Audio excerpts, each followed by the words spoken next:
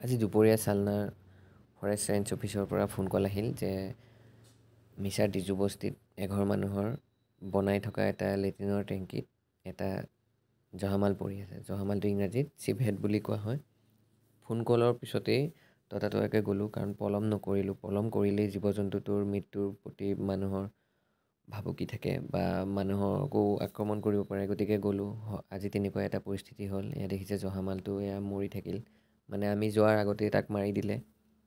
গতিকে কোনে মাৰিলে সি আমি যোৱাৰ পিছত পলালে আৰু কোনো মানুহ নাপালোঁ আমি। তাৰপিছতহে আমি জহামালটো উলিয়াবলৈ লওঁতেই দেখিলোঁ লেট্ৰিনৰ টেংকিটোত কেইবাটাও মানে ভেকুলী আৰু পাত বেং মানে পৰাৰ পিছত উঠিব নোৱাৰা হয় তেনেকৈ আছিল। কিমান দিনো আছিল সিহঁত চাগে ঠিক নাই, কাৰণ মই যেতিয়া সিহঁতক দেখি পেলাই তাৰপিছত বোলো তহঁতকো আজি উদ্ধাৰ কৰি দিওঁ, গতিকে তেহেঁতক উদ্ধাৰ কৰোঁতে দেখিছিলোঁ তেহেঁত লৰচৰ কৰিব পৰা অৱস্থাত প্ৰায় নাছিলে। তাৰপিছত এয়া দেখিছে আপোনালোকে, ধৰি পেলাই তেহেঁতক উঠাই দিলোঁ।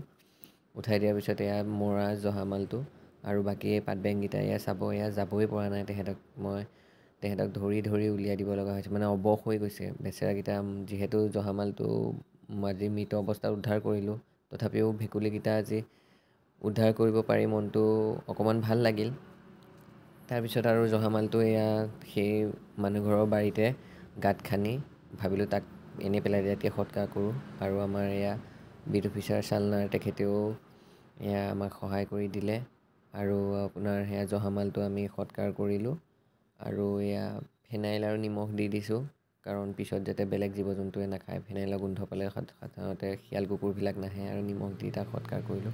আৰু এইখিনিতে কওঁ যে আমি যোৱাৰ আগমুহূৰ্তত যিহেতু তাক মাৰিলে, গতিকে ওচৰৰ মানুহখিনিৰ ওচৰতো সজাগতা এটা কৰিলোঁ যে এইবিলাক জীৱ মাৰিব নালাগে, আৰু এইবিলাক জীৱ পৃথিৱীৰ পৰা নাইকিয়া হৈ আহিছে, গতিকে ইহঁতক যিমান পাৰোঁ আমি ৰক্ষা কৰিব লাগে।